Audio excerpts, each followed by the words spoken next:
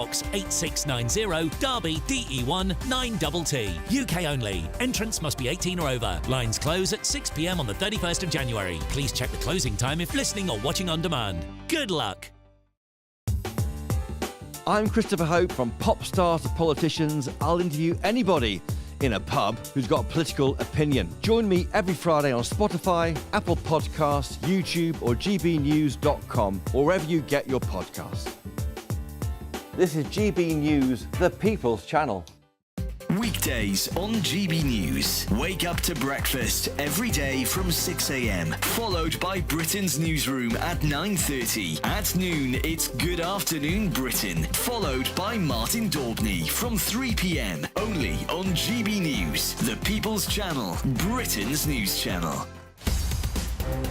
In the GB Newsroom, we bring you the news as it happens. With our team of dedicated journalists across the UK, we're ready to keep you up to date with what's happening every half an hour, every single day. Bulletins here on GB News, the People's Channel, Britain's news channel.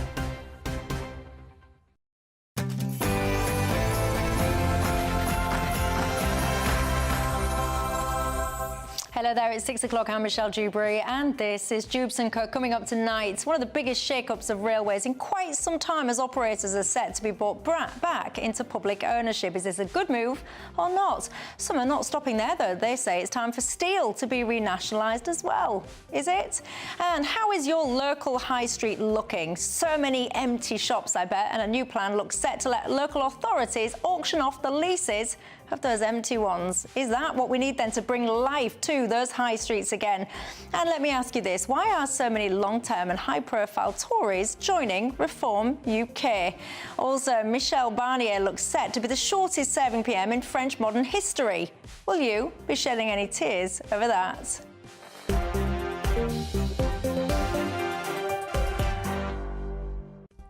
Keeping us company tonight, my panel, what a treat for you. Baroness Jacqueline Foster, the Tory peer and former member of the European Parliament, alongside her, Aaron Bastani, the co-founder of Novara Media. We'll have all of those topics and lots more. Did you see, for example, the vote to try and stop the farmer inheritance tax was rejected? What do you think to that? Before we get stuck in there, let's get the 6 o'clock news headlines.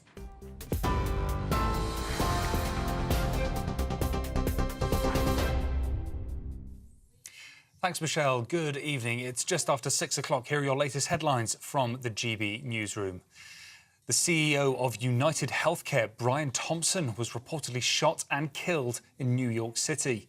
Mr. Thompson, who had been the chief executive of the insurance giant since April of 2021, was killed outside the Hilton Hotel in Midtown Manhattan. The gunman, who was wearing a face mask, fled the scene, with the manhunt currently ongoing. New York City Police Commissioner Jessica Tisch says this does not appear to be a random act of violence. It appears the suspect was lying in wait for several minutes. We'll, of course, bring you up to date as we get more on that story. Kemi Badenoch has berated Sir Keir Starmer over his decision to appoint a, quote, fraudster as his former Transport Secretary. The Conservative leader wasted no time at PMQs today, accusing Starmer of making a major mistake.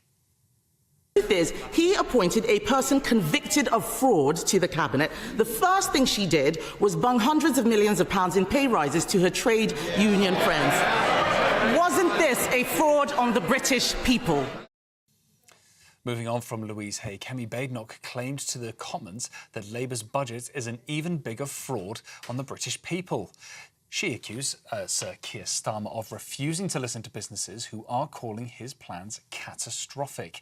However, in a heated response, the Prime Minister defended his approach and insisted the measures were the best choice for economic growth. She complains about the rise in national insurance week after week, but then 2 weeks ago she says that she wouldn't reverse it. She signed trade deals, Mr. Speaker, that had farmers protesting in Whitehall. Now she pretends that she's their champion. She campaigned to remove the cap on migrant worker visas, and now she pretends she's furious about the open borders policy of the last government. MasterChef presenter John Tory says he loves being a part of the programme and will continue to be a part of it after Greg Wallace stepped down from the show amid an investigation into allegations of inappropriate behaviour. Tory, who has been presenting the BBC One cooking show alongside Wallace since 2005, said in a statement on Instagram he found the recent reports truly upsetting and thought that anyone who had appeared on the show to not have a brilliant experience is awful to hear. Mr Wallace's lawyers strongly deny he engages in behaviour of a sexually harassing nature. The Tories' bid to overturn Labour's controversial farmers' inheritance tax raid has failed after being thrown out in the Commons today. The ayes to the right, 181. The noes to the left, 339. The Conservatives had tabled a motion to condemn the tax, but after a vote in Parliament, it failed by 339 votes to 181. Labour had faced internal division over the vote, with some of Keir Starmer's own MPs vowing to not break their word on the party's manifesto promise not to introduce changes to agricultural property relief. The government amendment was accepted without the need for a formal vote. Lucy Letby has been questioned in prison over more baby deaths at 2 hospitals. Police confirmed she was interviewed under caution about incidents at Liverpool Women's Hospital, where she worked before her conviction. Letby is serving life for murdering 7 infants at the Countess of Chester Hospital in 2015 and 2016. Detectives are now reviewing 4,000 neonatal admissions linked to her career. A public inquiry in this case is ongoing. And finally, Crystal Palace captain Mark Gahey will face no action from the FA despite wearing a religious message on his armband for a second time. After being warned for displaying "I love Jesus" on Saturday, Gahey wore "Jesus loves you" during today's match against Ipswich. Tuesday's match against Ipswich, I should say. FA rules prohibit religious messages on kit, but Gahey has only been reminded of the regulations. His actions came during the Premier League's Rainbow Laces campaign supporting LGBTQ+ inclusion in football. Well, those are your latest GB News headlines for now. I'm Lewis Mackenzie. More from me in an hour's time.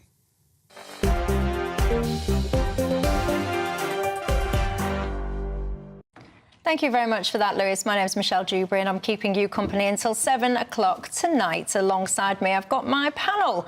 Baroness Jacqueline Foster, the Tory peer and former member of the European Parliament, and Aaron Bastani, the co-founder of Novara Media. Good evening to both of you. You're very welcome tonight. As are each and every single one of you. What is on your mind tonight, ladies and gents? There's a lot that we need to get stuck into, and you can join the conversation all the usual ways. You can email gbviews@gbnews.com, go to the website gbnews.com/you'll-say. Of course, you can tweet or X me.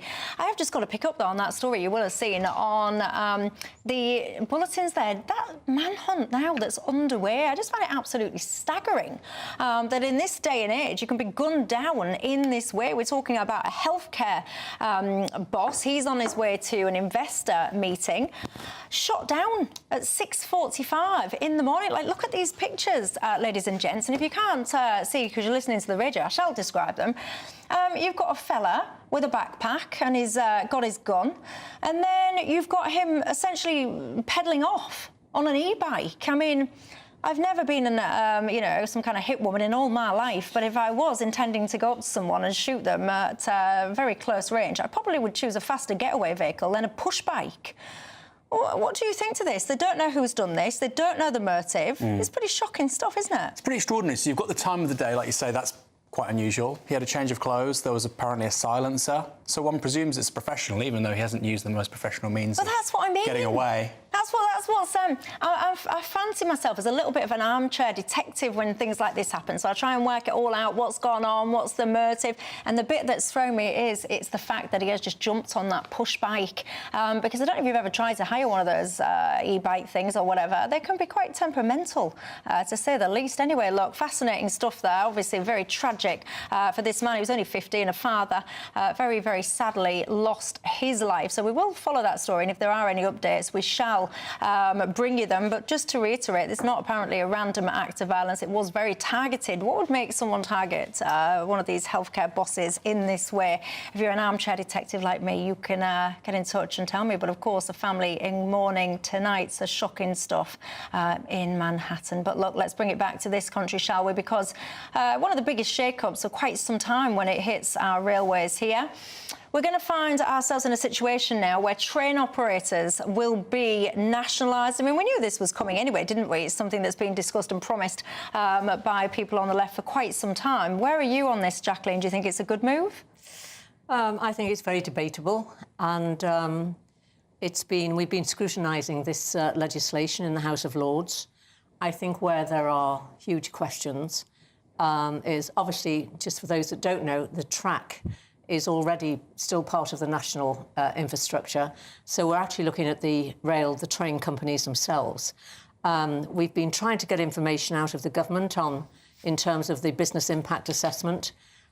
We have no idea on the costs to the companies. Well, you've just teed something up very nicely then, because, watch this, everyone. Let's start by listening to what Keir Starmer had to say about this. Right. Mr. Speaker, we are delivering on our commitment to bring railways back under public ownership, putting passengers first. And today we've announced that South Western Railway Services will be the first to transfer into public ownership next year. So we can turn the page on decades of delay, fragmentation and failure. Well, that all sounds riveting, but as Jacqueline has just alluded to then, one does have to start asking questions about the cost of these kind of measures. So, cue the new Transport Minister, Heidi Alexander, getting interviewed today. Listen. How much is it costing? So it will be a fraction of the costs, for example, to bring them over and also sort of set up Great British Railways. Didn't answer the question, though. How much is it going to cost? Yeah, I don't have a specific figure for you, Nick, but it will be... Well, you don't know how much this is going to cost, Secretary of State. The set-up costs will be less than that £150 million management figure that I was talking about. But you don't have the actual cost to hand? Or you don't know the cost? Or what is it? I mean, what a shocker that is. And this is the point that you're making, Jacqueline, about the cost of all this stuff. You know, there's been big debate in the House of Lords because we scrutinise the legislation there, spend a lot of time doing that. We're still no wiser than, obviously, the presenter on that programme, Nick, because you've obviously got the cost to pay off the companies when they come to the ends of the contract, and then you've got the actual running costs then, because the government are then going to be basically running all of this. What was totally lacking... But if they're out of contract, why would there be costs if they're out of the contract? Well, there may be costs. We don't know because these contracts are actually very complex. But we should know if there is a cost to that. And the whole point of this is, if you're going to change something, you're going to change something for the better. What has not been at the heart of this is, what about the passenger? The passenger, frankly, has been very rarely mentioned. And... So, you know, will the ticket prices be less, which is what they're interested in? Will the reliability be better, which we don't really have answers for? So, in my view, what they've done is this is a massive piece of legislation. They've basically pushed it through. And when you look at the devil, which should be in the detail, we're still waiting for the answers on that. So I'm not convinced at the end of the day that this will be value for money. You know, they can whine on about, well, we had industrial issues for a couple of years. We did with the RMT and ASLEF. They've had big pay rises. There are no guarantees that they won't pull industrial action again. So for something as serious as this and as costly, I'm certainly not convinced so far. So just in case you're not across this story, so South Western Railway, this will be the first operator that will be taken back into public ownership. Operator C2C as well then will be the next one. And you talk about the costing. People that are in support of this, they will say that one of the reasons they want to do this is to standardise fares across all the different networks. But of course, you'll be familiar with the fact that alongside the budget, not that long ago, they also introduced or announced rail fare increases as of next March have been 4.6%. So an increase. Aaron Bastani, where are you on this? Well, firstly, on Heidi Alexander's appearance on LBC, my goodness. It's a shocker. You cannot do that. I appreciate she's only been in the job 10 minutes because of Louise Haigh, but you have to be prepared to give a clear answer about such an important matter. You're bringing a huge industry into public ownership, I agree with the policy. You look remarkably stupid if you're not actually able to put a figure on the very simple question of, I think the question is, what is the national body that is going to oversee this whole thing going to cost? Which, in the grand scheme of things, isn't a huge amount of money. She says less than £150 million. That was, of course, Great British Rail, which was being created by the Tories anyway. Put a number on it. I mean, how hard is it? But what goes on there then? Because you say she's only been in the job 5 minutes. I'm not making that as an excuse, by the way. No, I know, Yeah. but let's just say that that was an excuse for people. Well, then you could have delayed an announcement, for example, if you really can't get up to speed with the basic facts of the matter in the time that you've got. You could have delayed the announcement. But when you choose to stick on your announcement timing and then you do the media round, what is that? Because to me, I don't think there is an excuse to lack such basic information. No. Complex information, perhaps, but basics. It gets to the heart of how we do politics. Now, Louise Haigh obviously left because of this scandal a few weeks ago. I didn't think it was worth somebody resigning for. People can disagree over that. Yeah, but the point... a different ministerial code. Well, if you're a minister, just to be clear, there is a different code to what you may have done in the past. I appreciate that, but it was a spent conviction. She'd already disclosed... That aside, she disclosed all of this. She disclosed all of this to Keir Starmer. Clearly didn't. No, that's a matter of record. Yeah. The question is what changed. Yeah. And we can talk about Keir Starmer, and I don't think he's a particularly straight operator. But here's the point I'm trying to make, is that in a business, as you've just sort of insinuated, Michelle, if you're about to announce a multi-billion-pound transaction of some kind or shift in how you do operations, you do not get rid of the person who's in charge of that at the drop of a hat because of a spent conviction 10 years ago and get somebody else in. A private enterprise would never dream of doing that. If they saw a competitor doing that, they'd say, these people are charlatans, this is Mickey Mouse, they're cowboys. Yet that is precisely how we conduct politics in this country. And but just a point. Because if it was a private operator, I mean, at least they'd get somebody in who knew something about the railways. Well, Louise Haigh did. I mean, of course she didn't. Well, she did. Louise Haig's been working on these proposals for 3.5 years. She knew exactly. I mean, she's actually very on top of her brief, which makes that all the more ridiculous. And frankly, we were no wiser. Even if she may have been working on it for 3.5 years, we're still no wiser, and it's gone through what the details are in terms of the whole cost of all of this. And if there'll be better reliability and, where the passenger comes in all of this, we still don't have the answers. We still didn't get a proper business impact assessment. So we're still no wiser. Well, business... We could talk about... Well, you're talking about two different things there. You're talking about the consumer and then you're talking about the business impact assessment. No, but they're two separate things. And actually, they can have completely different interests. The reason you should be doing anything is to the benefit of the consumer. Right. This is the whole point, whether it's the NHS or education. It's about the end user. And in this case, it's the customer. The customer, I think, doesn't. We don't actually care as customers. I'm on British. I'm on Avanti every week, and my main interest is the reliability. Is it reliable? It's the good. It is from Lime Street. Yes. Okay. It's been very reliable. Yeah. I know there's been problems in other places. Good staff, good customer service, reasonable price. Is it a reasonable price? And well, I don't think the price is going to be any cheaper. I have to tell you, if it's renationalised. That's my view. One of my viewers, Dan, says, Michelle, I disagree with 99% of what Labour stand for. However, when it comes to things like train and utilities, they should all be state-owned with no chance at all of private or overseas investors taking any profits. I heard Dan. I see Aaron likes your stance there. Dan, he likes it. No, it's all we agree on. Someone else who calls themselves Fiery Red Dragon. I suspect that's not your real name. You could be Welsh.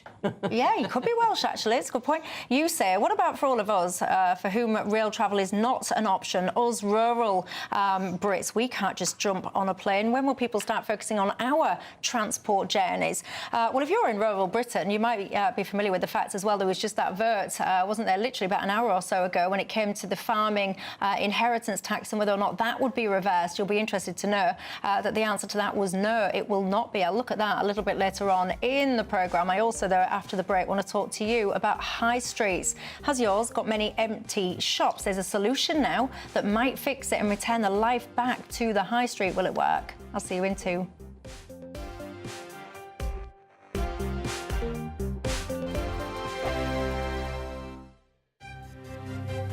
GB News Breakfast, every day from 6 a.m. Let's speak now to Charlie Mullins, who's the founder of Pimlico Plumbers, and entrepreneur Oliver Hodgson. Really good to see you both this morning. Charlie, let's start with you. Has working from home and the culture surrounding working from home killed work experience, do you think? Undoubtedly. Many companies now are not getting youngsters in for the work experience because of the fact they don't have the staff in. So if they're only in 2 days a week, they're not going to get in the youngsters. They've got no one to train them. So it's killed it totally. And if you think it's bad now, probably 4 or 5 years from now, it'll be absolutely ridiculous.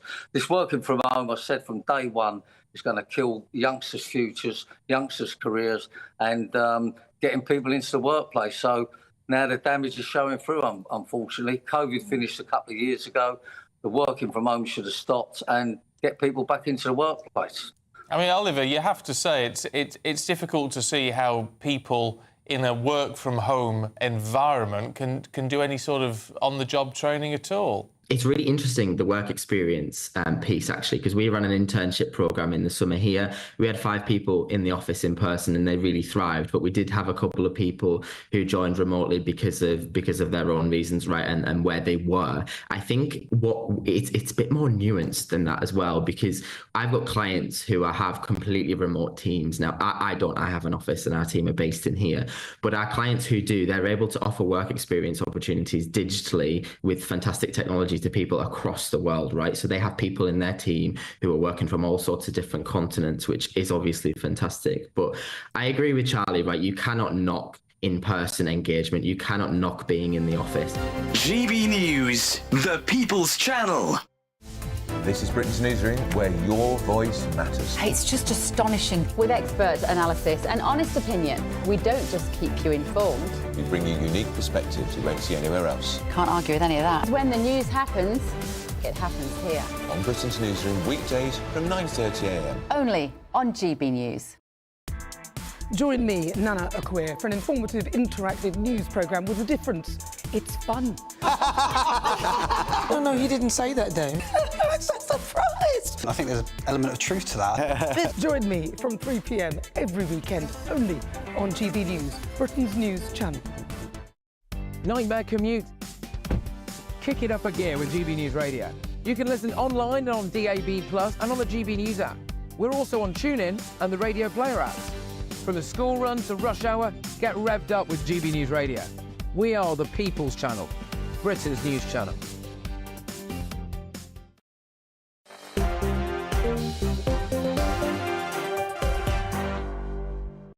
Hello there, Michelle Dewberry with you till 7 o'clock alongside me, Baroness Jacqueline Foster and Aaron Bastani remain. We were just having a conversation in the break about nativity plays, debating what is that. I made it for my little boy. He was a shepherd today. And I made him a little, like a crook, a staff, whatever you call it. I was very proud of myself. So I was bursting about my creative abilities in the break. Anyway, let's get back to business, shall we? Because everyone has got so many empty high streets on their at the top of their road. Let's talk then about what we do to fix this. So many plans, so many ideas people have. The government, though, has handed out new powers to councils. Why? What they want to try and do, and there's empty properties that landlords are just keeping hold of for whatever reason. They want local authorities to be able to auction off the leases for these empty properties, whether it's a shop, a restaurant, a pub or whatever. They want it to be able to be auctioned off now to bring these properties into pretty much immediate usage. Aaron Bastani, do you support this? Yeah, I think I do. I certainly support the impetus behind it, and the policy seems to make some sense. Is it the sort of thing I would do myself? I don't know. Right now, we don't have enough disincentives to stop empty shop fronts on high streets. I think everybody agrees it's really bad. It's bad for antisocial behaviour. It's just not a particularly attractive thing to see when you're going there. It doesn't make these places destinations to go and spend money. So we all want that. We want the same thing. We want fewer of these empties. How do you get there? I mean, I probably would have some kind of tax on an empty if it's left over a particular period of time. You don't even need to be particularly harsh. You could say 6 months, it's a certain amount, after 12 months, a certain amount, and then after 12 months, you start to get really serious with the taxation. They've gone instead for a different... What do you call serious with the taxation? Well, you're trying to create incentives to actually, get off their backside and rent it out to somebody. Again, it doesn't even need to be a particularly long lease. It could be 6 months, it could be 12 months, but just get it used by somebody. The landlord might say, well, it's my property, or you to tell me what to do with it. Well, quite. So they would say that, but then, and I see this so much, Michelle, it is their property, that's quite right, but then, of course, it's empty, it might be a target for vandalism, graffiti, antisocial behaviour, and then the business next door struggles. Then the people who live on that street, if half a dozen businesses on that street make the same decision because of what the landlord's thinking, their entire sort of built environment which surrounds them and they have to live in is on the way down. So there's lots of quote-unquote stakeholders in this kind of thing. I'm not saying you punish a landlord. They don't have to, let it out to the very first Tom, Dick or Harry who comes along. But I think you have some kind of gradient. Like I say, 6 months a year, OK, try and push them towards that. And I think after that, you start to say, look, you need to lease this out. The wider community is suffering because this place is empty. That's not good. Jacqueline? Well, it's much wider than this. I mean, this is a bit of a gimmick, I mean, you're quite right. You're going to have sort of lots of legal challenges because it depends who actually owns the shops in any event. So that is, it's a reasonable idea if you're going to be able to do it. I mean, we have to look at the wider problems of why we've got so many failing high streets. And it is down to local authorities as well. They are key when you're looking at business rates. And the problem that you've got is you've got shops now and their business rates are extortionate, so they're not getting the number of people that they need to get shopping. We've got charity shops who've been exempt, a lot of them from paying any rates at all or very low rates that are absolutely, crammed into the high streets, and which I don't think is right. I think these charities are actually very wealthy, and I think they should actually pay a full business rate. That's my personal view. And what's also now very, very disappointing, and I think we need to be very thoughtful about is these increases now in the minimum wage and the employers' national insurance contributions, which this government have now brought in, are going to actually whack these small businesses. So those who may already have the business that's up and running and hopefully maybe looking at sort of expanding or taking on more staff, they've now been hit with a double whammy. So it's not just straightforward. I think there's some wide-ranging issues, but this is not going to be the solution. If this is going to be tackled, councils are going to have to really start taking responsibility. They need to take a hard line in terms of properties that are left in a dilapidated state, because they are the ones that authorise these premises to open in the first place. So they can't renege on their responsibilities. And we need a whole new way of thinking, and this government really don't have the right ideas because they're already taxing people out of business, frankly. And I don't see anything that they're doing that's going to improve that. There's no incentives there that have come out of number 10. Elsie says, Michelle, you should not talk about penalising landlords, but you're saying you should look at incentivising landlords to go and actually rent these properties out. That's what they're missing, incentives. Well, incoming rent is surely a bit of an incentive, is it not? Who is this? You got in touch with me and said, Martin, Michelle, I've been asking you forever, whenever you discuss a topic like this, why don't you ask the panel the following question? And Martin's question is, why don't we tax internet sales more? He suggests 15% on all internet sales at the point of sale. This will drive people back to the high street. Yeah. What do you think? Yeah, I think the French have a really interesting model, which is for books. They have a minimal price for books so that online retail can't, undercut your regular bricks and mortar bookshop. And actually, I think they have 3 times as many bookshops, independent bookstores, as the UK does, which is really impressive. I think we are letting the likes of Facebook and Meta, which is of course the owner of Facebook, and Alphabet, Google, get away with it. I think big tech is just taking huge amounts of wealth, sucking it across the Atlantic. I think we should get some of it back to help the high street. But there's also some things I think, this isn't even ideological, it's stuff we could agree on. For instance, talking about the high street, why isn't there a tax on chewing gum?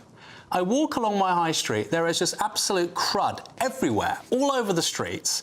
And I think this is something which has, in the words of economists, negative externalities. We have to clean it. Somebody has to pay to clean it, the local authorities. Why isn't there a tax on chewing gum? Well, why isn't there then? Have you ever sat in chewing gum? Goodness gracious me, have you ever sat in it? I'm telling you now, you'll be cheering at your screen. No, you can't just say about it. I was going to say, it's hard enough to get the police to come and deal with a crime. Never mind to be chasing somebody down the road with chewing gum. What? Why would the police be chasing you down the street? Well, I'm just saying, if you're looking at people and then they're making an area horrendously awful, who's going to stop them? Oh, right. Who's going to? Right. One of my viewers, and I promise you, I will bring this story up one day. One of you sent me a story about this man. He's just a normal member of the public, and he spends his time litter picking in his local area. You asked me to cover this story, and it's a really good story. I promise you, I will cover it up. But maybe, I don't know, we're talking about chewing gum and stuff like this on the streets. Would you get out into your local street and start tidying it up to make it a bit of a better place in your spare time, or not? Lots of you getting in touch with thoughts on the high street. I'll bring bring you into the conversation after the break, but I also want to ask you why. Are so many long-term, high-profile Tories switching to Reform UK? Also, Michel Barnier, is he about to become the shortest-serving French PM in modern history? And if he is, do you care? Will you shed a tear or not? I'll see you in 2. Good evening. Here's your latest GB News weather update from the Met Office. Quite a lot of wet and windy weather to come as we go through the next 24 hours, and we've already seen some of that pushing its way in across the UK. It's all due to a system that's come in from the Atlantic and it's making its way eastwards, bringing some heavy rain, some strong winds. That's already happened across parts of Northern Ireland and Scotland. Most of the rain's clearing away here, but some strong winds continuing overnight around northern western Scotland in particular. For England and Wales, it is going to be a wet night, but the rain becoming confined to the far southeast by dawn tomorrow morning. We are actually going to see temperatures rising as we go through the night, so it's actually going to be a milder start to the day tomorrow compared to some recent mornings. If we look first thing, and yes, it will be quite wet first thing across parts of the southeast, the rain clinging on, but it will clear away through the morning. Slightly drier further west, just a few showery outbreaks, but also some bright sunny spells, and a similar story further north, mostly dry, a few showers around coastal parts, and the winds will have largely died out, but they are going to pick up again later on. That's because we have another system coming in from the west. So although there will be a decent amount of dry and perhaps bright weather for a time for many of us, we do have further wet and windy weather coming in, particularly across parts of Scotland, Northern Ireland and northern and western parts of England and Wales. Here the rain is going to be pretty heavy at times, and those strong gusty winds could cause some problems too. Temperatures are going to be above average for the time of year, but not feeling particularly pleasant with the heavy rain and the strong winds. Most of that, though, will clear through overnight into Friday, and then Friday itself actually brings some decent, dry, sunny weather for many of us before another system comes in from the west later on, and this is likely to lead to a pretty unsettled day for many of us on Saturday, with some heavy rain and some very strong winds possible before a slightly drier picture again on Sunday. See you soon. Bye-bye. The latest GB News travel. Good evening, I'm Johnny Ratner. On the M6 in Lancashire, everyone's been funneled into the inside lane on that three-lane stretch. Heading south from junction 28 to 27 from Leyland down to Standish. It's taking just under an hour past the scene of that accident. On the M1 in Northamptonshire, the motorway's down to a single lane northbound. Just after junction 16, the Daventry exit, emergency barrier repair works are underway after a lorry overturned in the roadworks. And further south on the M1, it's down to a single lane northbound, 14 to 15 towards Northampton following an accident. The M23 is closed, heading south into West Sussex from the M25 down to Gatwick for emergency carriageway repairs after a lorry caught fire. And the M4 is blocked eastbound at junction 45 at Unnesvorgan, north of Swansea, at the scene of a three-vehicle collision causing long queues. That's the latest. You can stay up to date throughout the day by visiting our website, gbnews.com.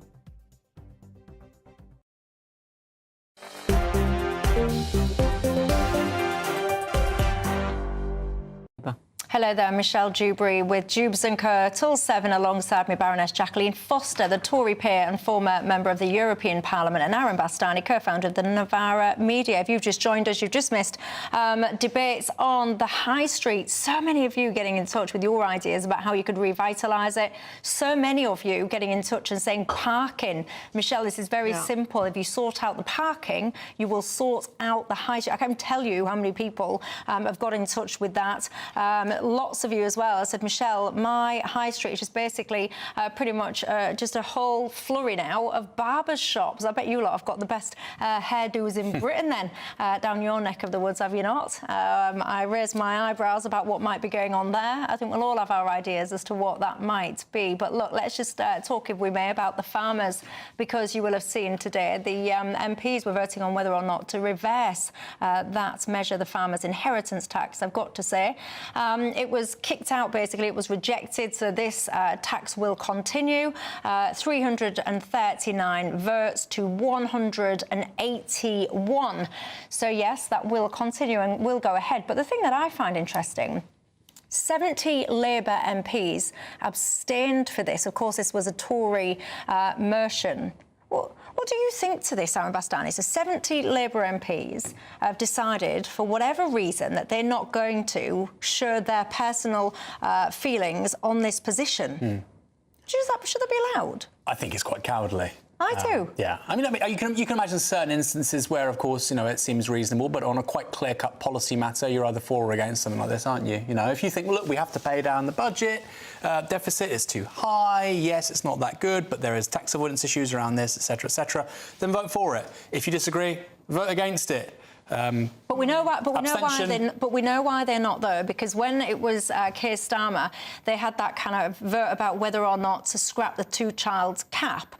People that voted against, essentially, the government and said that we should get rid of that cap, I think it was 7 of them, lost their whip for that for a period of time. So what you've got now is in my humble opinion, you've got these MPs that have strong opinions that perhaps don't feel aligned with the government, that are prioritising their own personal position over, what is the right thing to do. Yeah, over the people that sent them to Parliament in July, not 5 years ago. And what they're prioritising is holding their seat. Because that's what I'm saying. They're prioritising their own job. They've been taking a real hit. And I can imagine they probably have thousands and thousands of emails. And that's just the name of the game. I mean, that's what happens if you're a parliamentarian. But, we had 15,000 farmers the other week that came to London. Most of them would have preferred to been on the farm that morning, and they're doing 18 and 20-hour days. The government clearly didn't listen at all. They were determined to go. They're determined to go forward with it. They're still fighting a class war from about the 70s with most of the policies. This is what the Labour government are doing, and I can understand where the 70 Labour MPs are, and I think the whole the whole policy is absolutely disgraceful. So 130 MPs apparently abstained from that vote. And I'm just looking at the details of this. The farming minister apparently didn't vote. I sit here I would put my head in my hands because it makes me despair of the state of politics. If you're someone that's in the farming community or a rural constituency or just has strong feelings about this, and then you read that your MP just didn't bother voting, probably to save their own skin, what do you think to that? Well, you know who's really interesting? I think Nia Griffiths, who's the MP for Llanelli, I think I said that right. I think she voted for it. And, of course, Reform came second, I believe, there. And her majority is about 1,500. That seat is as good as gone. Well, you've just teed up my next conversation that I want to have with you all then, because we're talking about the state of politics. So what do we think is going on here? Because there's been quite a few high-profile defections from the Tories to Reform UK. So we know about Andrea Jenkins. Nigel Farage, tongue-in-cheek, said that she was the 100,000th member. When he announced her defection, of course, she's going to be standing for mayoral. I think, is it Lincolnshire? I'm sure that's where it was. Yeah. Of course, as well, you've seen Tim Montgomery as well. He's quite a high-profile and long-standing Tory. Listen to what he had to say when he's announced his defection to Reform UK. There are plenty of times, my sort of pen hovered over the decision to defect and I pulled back. But the final straw for me really was last Thursday's immigration numbers. Yeah. And how many times, Bev, you sat with us, Tory, and over the last few years, and they said they were controlling immigration. Yeah. And then we learned last Thursday, actually, immigration had hit record levels. So what's going on, Jacqueline? Why do you think you're losing good quality, long-standing people like this? Well, I mean, we're not losing that many. I mean, to be fair, obviously, we don't want to lose anybody. But Tim has always, as a journalist, he's tended to support the Tory party. But the point he raised, he's left over the immigration policy. Well, a lot of us in the party have been critical about it for a very long time, even before the last election. And frankly, if he thinks that this Labour government are going to improve things, I think he's wrong. So we're always, as I said, we're very disappointed if somebody does cross the floor, but it does happen.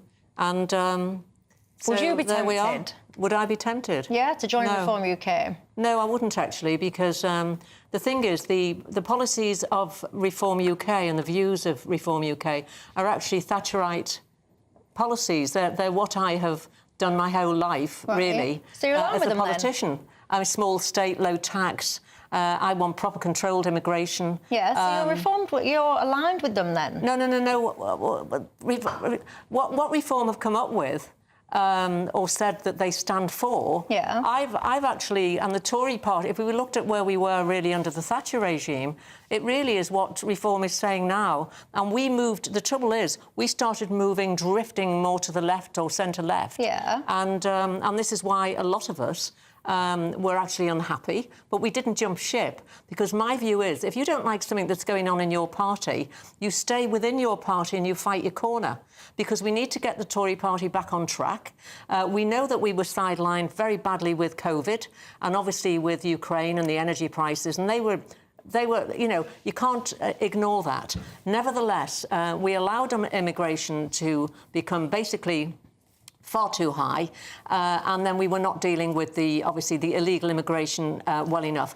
The sad thing is I don't see this government improving on this, and we are now fighting our corner within the party to move back to the areas that we need to be. Aaron. The Conservatives are in very big trouble. They've got county council elections next year, lots of defences. I think, actually, by the end of next year, Kemi Badenoch, for all the bad press that Keir Starmer's getting right now, she could be the leader of the big two who's under a lot more pressure. There's the quote here from... hang on, we've just... well, look, sorry, please let me finish this, Jack, and I did wait a while. 20 I did wait a while. You did, go on. Tim Montgomery has been labelled a major player in Tory politics. Is that meant to be a compliment or a criticism? I don't know. It's interesting that you've got the Tories. They oversaw net migration in 1 year of more than 900,000 people, 1.6 or 7 million in 2 years, over 4 years about 2.7 million. 2.7 million net migration over 4 years. Immigration is the thing that matters most to Tory voters. We know that. Everybody knows that. And it's akin to, I think, Jeremy Corbyn becoming Prime Minister on a platform of bringing everything into public ownership and overseeing a record amount of privatisations. If you were a Labour voter and you voted for that, you'd hate the guy. You'd think, how on earth could you? It'd feel like the ultimate betrayal. So I totally understand Tory voters flocking away from the Tories and going to reform. I don't agree with them on a ton of stuff, I'm sure, but if that's your number one issue, you've been told by Tory politicians for 15, 20 years, we are going to do this, we're going to respect what you want, we're going to absolutely follow the signals you're sending as voters, and they do the complete opposite. It's almost like a joke. You know, it's almost like we live in a simulation. What was the maximal amount of net migration a Tory PM could do? And that's basically the Boris Johnson premiership. I'm not at all surprised that Tory voters say, bugger this. Yeah, but I do need to come in here, because to be fair, once we sort of got past COVID and we're trying to really deal with a lot of the illegal immigration and immigration generally, they did put some safeguards in on bringing relatives over. But this is all legal migration. No, but hang on. No, I completely agree. I am not. I'm not dissenting on what you said there. But nevertheless, where we were trying to actually clamp down, every time we tried to clamp down on immigration, whether legal or illegal, the irony is you're sitting there on the left, which you are on the left of politics. Everything we tried to do or talk about immigration, we were then labelled as racist because we wanted to reduce it. So well, that's what makes it all the weirder. That's what makes it so strange. What we won't take, for all the errors that may have taken place, which did, what it won't take is a lecture from the left. When I know exactly when I was in the House of Lords trying to get this legislation through, because it was the left that were trying to stop us at every turn, every time we were trying to tighten it up, whether it was legal or whether it was illegal immigration. I just don't think this washes, Michelle, because it just doesn't wash. It was 900,000 net migration in 1 year. You know, the average over the last 40 years is 100,000. Under Blair, at its peak, I think, was about 300,000. So do you think that the students should have had do you think that those coming to university and various postgrads should have been able to bring in the extended families then? The spousal visas. Do you think that do you think that so that was all right? That's the thing that was cut by Clever, and I think it seems to be... No, this is what we've stopped now. And it's seen a slight decline in numbers, and I think that's a sensible measure. But when were you even talking about those things? We had the left and the Labour Party saying, no, you can't do that, this isn't fair. For students, I think that's silly, I think that's silly. Well, yeah.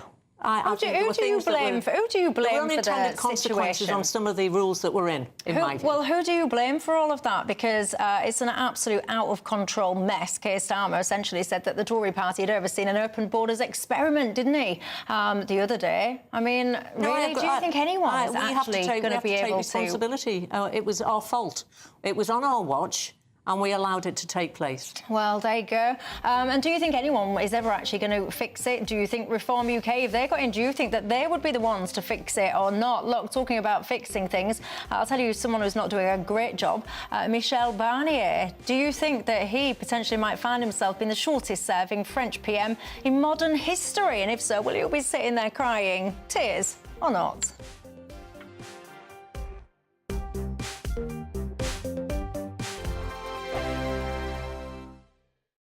This is GB News, Britain's news channel. Now, our next guests have been working closely with celebrities and MPs to help clean up our planet. Very important. Think Ocean was founded in 2021 with two main goals. One, educating the next generation to make sure that they know when they're growing up that naturally we have to take care of the planet, and cleaning pollution that's already in the environment. Well, joining us now to tell us more is Think Ocean's founder, Hugo Valdez-Vera, and the co-founder, Nolene Mariappan. Really good morning, to see you both this morning. So, Nolene, let's start with you. What is Think Ocean, and why did you want to start this back in 2021? Yes, so Hugo had actually been working on the environment and climate action for quite a long time. When he moved to the UK, he realised that there was a growing problem with plastic pollution and that more needed to be done because people weren't actually seeing the link between plastic, the impact on the environment and climate change. So he founded the organisation and I joined him with three goals, really. Education, looking at technology to scale solutions, and looking at how we develop more circular economy programmes. So actually looking at reusing, recycling, actually creating local economies from what people would consider waste. Hugo, just how bad is plastic pollution around the world, and especially here in the UK? Well, it is bad, but we don't know the extent of how bad it is. You know, this is not much interest from the bigger players or, some government for us to know every detail of the pollution. So if we know that is from 1 to 10 is 2, probably it's about 6. Oh. GB News, the People's Channel. Why go out on a Friday night when Friday night comes straight to your home? Talking about? Join me and my A-team of top pundits. Chemistry tonight is electric. As we tackle the big stories of the day with wit, insight and fearless energy. Man of the people. It's all vibe. Just a filing cabinet on wheels with a tie on. So, order in Friday Night Live with me, Mark Dolan, every Friday at 8, only on GB News, the People's Channel, Britain's news channel. Welcome to State of the Nation, daily plunge into the stories shaping our country. I'm Jacob Rees-Mogg, and Monday to Thursday we bring you the insights, the facts, the truth about how our country is being governed. Because what happens in Downing Street matters down your street. Tune in to State of the Nation every Monday to Thursday, 8 to 9 o'clock. Only on GB News, the People's Channel, Britain's news channel.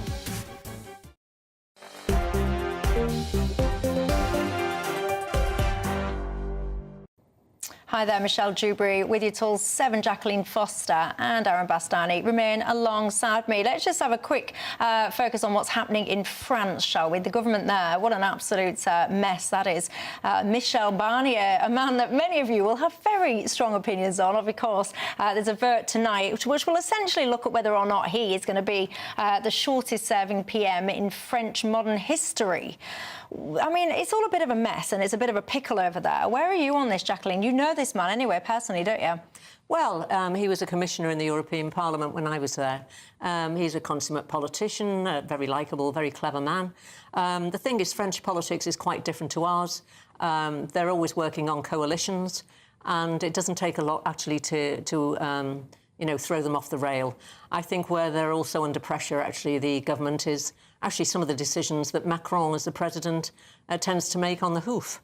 So it's, far more complex it is very area than it certainly is over here. Yeah, and this all stems down to, I mean, you'll be familiar with this anyway, but he basically tried and force this budget through, which many people found very, very unpalatable, to say the least, not least Marine Le Pen. She's got very strong opinions on it. Where are you on all this, Aaron Bastani? Oh, it's just very chaotic, isn't it? Macron's brought this on himself a little bit because he, of course, called that election people didn't expect. Yeah. They then got the result that people didn't expect. And as I understand it, you can't have 2 elections in 1 year in French politics by law. So what are they going to do? Well, they'll exist in chaos because any coalition that they try and form, people like Marine Le Pen, she's been very outspoken and says that she will do basically whatever she can to try and undermine things for as long as she can, because she really doesn't agree with the direction of travel that country is taking. I mean, I've got to say, there's so much unease and lack of stability, isn't there, all over the place. When you look at some of this unfolding, do you think, thank goodness we got ourselves out of the EU or not? Speaking about politics, though, I do want to touch on a topic before I leave. Rupert Lowe of Reform UK. Many people have a lot of time for this fella. You think, I read my inbox, many of you get in touch and tell me you think he'd be a great Prime Minister. Anyway, he's been on Twitter, X today, saying that he doesn't think that taxpayers should essentially be paying for Labour ministers' heating bills when they are sitting there stripping the British pensioners of their winter fuel allowance. He says he won't be claiming any expenses for energy costs at all. Jacqueline Foster. Well, I think that's his choice. I think the difference is that we in the House of Lords, we don't get any money towards fuel payments. We don't get expenses at all. So, but there is a rule in place, I think, for the members of Parliament who have second homes because they live and commute to London every week. So it's a bit of a matter for them. But it doesn't look great, does it, when, this Labour government basically threw 10,000 or 10 million pensioners under the bus with their winter fuel payment. And there you've got ministers who, to be fair, do get an additional payment for being ministers. So perhaps they could show some goodwill and say, OK, we won't...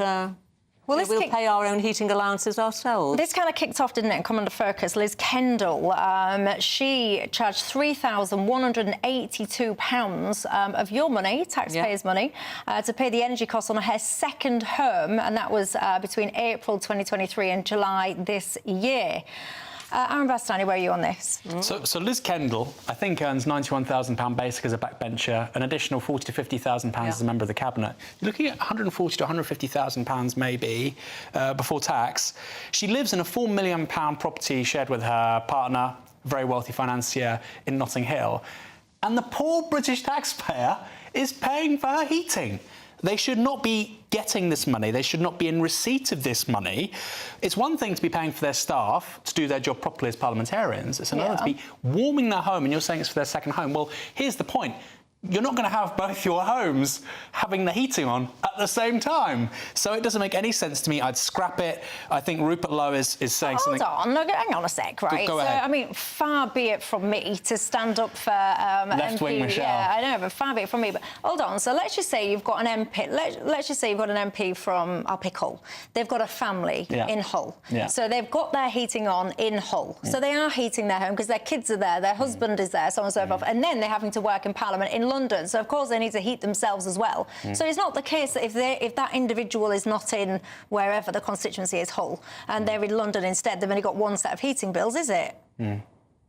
It depends where they stay. It depends where they stay, precisely. But even that person, if they've not got anything beyond being a backbencher, on £91,000 a year, Michelle, it's unbelievable. I mean, as you just said a moment ago, Jacqueline, of course this is amplified by the fact they've taken away the winter fuel allowance from 10 million pensioners. That makes it even worse. But even if they weren't doing that, I just find this extraordinary. Nurses, doctors, police officers, all these people work hard. Nobody's saying let's pay for their energy bills.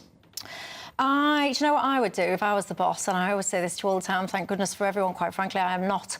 I would create a set of housing for MPs. So when you're in London doing parliamentary business, you stay in this facility that's owned by the taxpayer. So any appreciation or whatever it is in that property value is owned by us. We're the ones benefiting off that. And I wouldn't let people have these private second residences paid by you and me, the taxpayers. The problem that you have there is then if you have a lot of MPs, whatever people think about them, or ministers, from a security point of view, you wouldn't have all of those people in one building.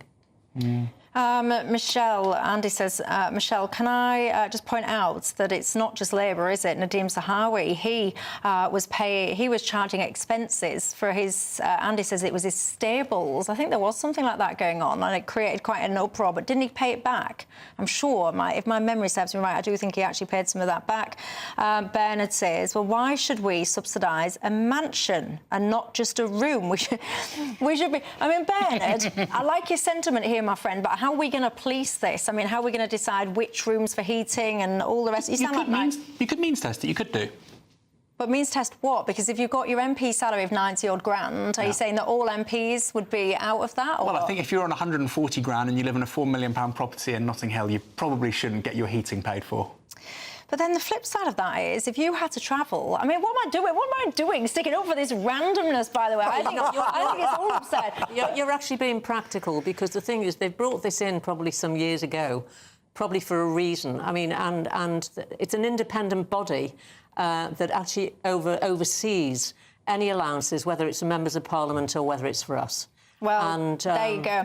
Listen, Carol's been in touch saying... for another day. It is a discussion for another day, because we're almost out of time. Carol says, Michelle, we've got a pensioner in Moorlands. He goes out... No, she goes out on her mobility scooter and picks up litter every single day. She says it's an absolute shame on anyone who drops litter these days. She was brought up to take her rubbish home with her. She wonders why people don't do that anymore. You're absolutely right, Carol. I love the sound of that person on the mobility scooter going around with their litter picker-upper. I mean, if they can do it, there's no excuse for anyone, is there? But look, time flies, doesn't it? That's all we've got time for. I will share that story about that litter picker-upper guy another day, but for now, Aaron, Jacqueline, thank you. That's all I've got time for. Have yourselves a great night, everyone, and I'll see you tomorrow night. We'll see a cold snap, which will quickly develop into a warm front. Boxed Boiler Repairs, sponsors of weather on GB News. Good evening. Here's your latest GB News weather update from the Met Office. Quite a lot of wet and windy weather to come as we go through the next 24 hours, and we've already seen some of that pushing its way in across the UK. It's all due to a system that's come in from the Atlantic, and it's making its way eastwards, bringing some heavy rain, some strong winds. That's already happened across parts of Northern Ireland and Scotland. Most of the rain's clearing away here, but some strong winds continuing overnight around northern western Scotland in particular. For England and Wales, it is going to be a wet night, but the rain becoming confined to the far southeast by dawn tomorrow morning. We are actually going to see temperatures rising as we go through the night, so it's actually going to be a milder start to the day tomorrow compared to some recent mornings. If we look first thing, and yes, it will be quite wet first thing across parts of the southeast, the rain clinging on, but it will clear away through the morning. Slightly